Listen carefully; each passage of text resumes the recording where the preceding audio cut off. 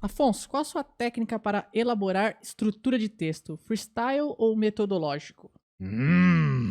Nice question you make. É. Cara, até tossiu ali. Cara, eu gosto de misturar os dois. Sendo assim, um pouco ilustrativo aqui para quem não escreve, você tem uma forma de escrever onde você faz uma espécie de roteiro da sua história, né? Então você pega aí um filme, por exemplo, um filme fácil da gente dar exemplo aí, um filme que todo mundo já viu, Jurassic Park. Vamos pegar um filme antigo, Jurassic Park. Então você sabe, roteiro. Pessoas chegam no parque para avaliar, e aí vão no laboratório para descobrir como é que os dinossauros são feitos. Depois elas entram no carro. Isso tudo tá no roteiro de forma assim mais solta. Entra no carro, na hora não vem dinossauro, anoitece. Na hora do tiranossauro ele foge, eles fogem, não sei o quê. Então você vai fazendo esses bloquinhos assim, com descrições muito simples, até o final do livro. Isso é uma coisa mais metodológica. E aí depois você volta, quase como se fosse um desenho. Você faz primeiro o rascunho do seu personagem para entender por que você faz o roteiro, para que você não perca o controle da sua história. Então você sabe onde ela começa, onde ela termina. Você, quando olha o roteiro de longe, com essas pequenas definições, você entende se ele tá com uma barriga, você entende se tem muita cena de ação no começo e na parte do final precisa de alguma coisa, você pode reajustar.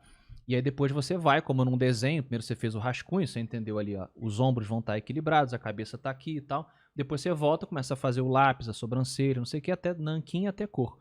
A escrita é por aí também. Depois do roteiro, você pode voltar e ir detalhando finalmente cada cena. Ou então, eu tô citando o Stephen King aqui pra caramba, você vai no freestyle. Você tem Cara, uma noção. eu não entendo isso do Stephen King. Você tem a noção geral da sua história. O pessoal até fala a diferença entre escritor arquiteto e escritor jardineiro, né? É meio que isso que eles perguntaram, justamente isso. O jardineiro é o que o Stephen King faz. Ele sabe que árvore que ele plantou, mas no meio do caminho você não sabe que árvore vai formar direito, o tamanho dos galhos e tal. Ele vai escrevendo e vai vendo o que acontece. Eu não consigo escrever assim não, cara. Eu gosto de misturar. Então eu faço o roteiro, mas quando eu volto pra começar a escrever, eu gosto de deixar solto o suficiente pra poder mudar, né? Pra que os personagens às vezes tomem decisões que eu não previ, ou que coisas aconteçam porque fica aquela coisa meio esquizofrênica na sua cabeça, né? As pessoas conversam na sua cabeça e você vai botando. Eu gosto de deixar uma margem. O próprio segundo livro do Espadachim, ele aconteceu isso, eu costumo falar em palestra. A ideia era você tinha um protagonista que é o Puzur.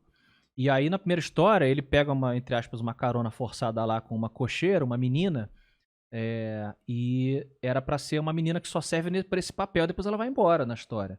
Só que como eu escrevo antes o background do personagem, escrevo tudo aquilo, quando ele encontra com aquela garota, nessa minha brincadeira esquizofrênica que eu fiz, do freestyle, eles se conectaram de uma forma que ficou muito interessante.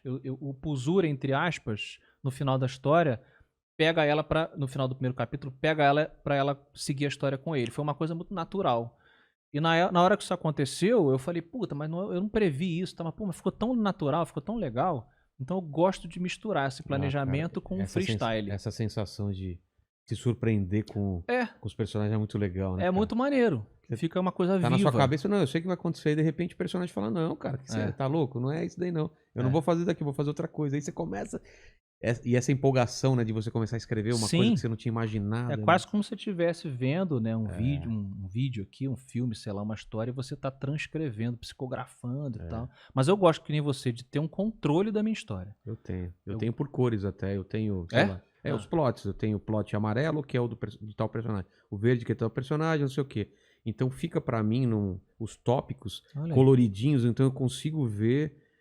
se tem muito amarelo, se eu tenho que intercalar com verde, com vermelho e tal. É uma coisa meio autista até. Total, cara. E aí vai jogando, joga pra cá. E aí eu tenho toda a estrutura que eu posso mudar, né? Dos arcos e tal.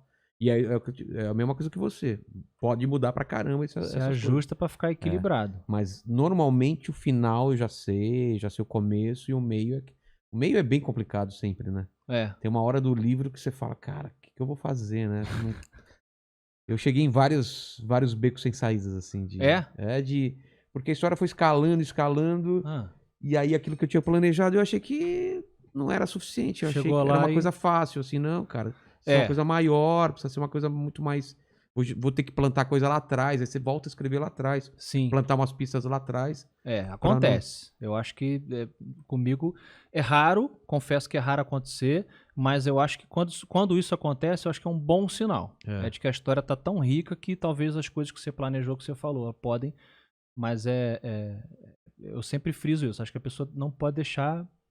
Você não pode perder o controle da sua história. Chegar no meio e falar, não sei pra onde vai, senão você corre o risco de você começar a criar uns Deus Ex Máquinas. Exatamente. Inventar. E aí caiu uma pedra e matou o bicho que ninguém sabia como matar. Você, né? Não pode acontecer. Então, faça um planejamentinho aí, mas deixe a rédea um pouco solta.